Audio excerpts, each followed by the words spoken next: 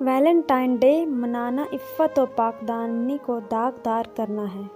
اسلام دین فطرت ہے۔ محبت انسانی فطرت کا تقاضا ہے۔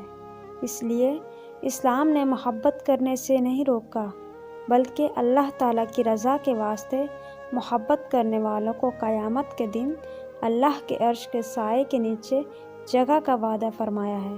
البتہ محبت کی حدود و قیود بتائی ہیں۔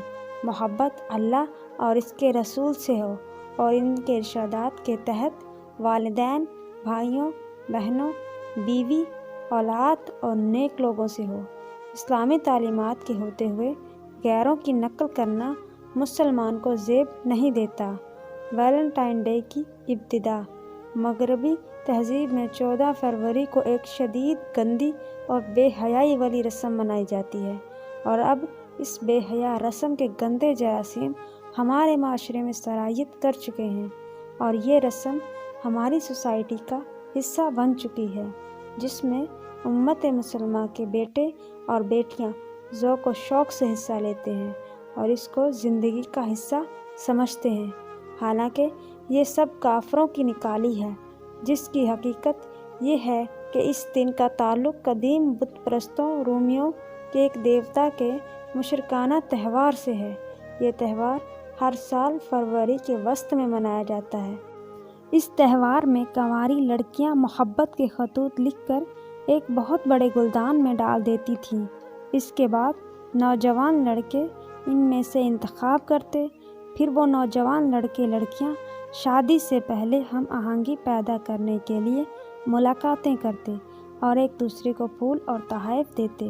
عیسائیت کے مذہبی رہنماؤں نے اس مشہور بت پرستانہ رسم کو ختم کرنے کی بجائے اسے عیسائی لبادہ اوڑھنے کے لیے ایک پادری سینٹ ویلنٹائن کے تہوار میں بدل دیا۔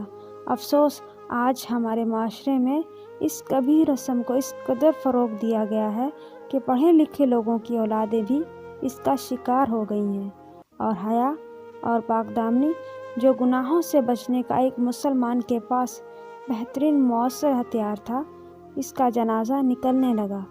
کاش کہ یہ نوجوان اپنی ماں سے محبت کرتا، جس پر اس کو ثواب ملتا۔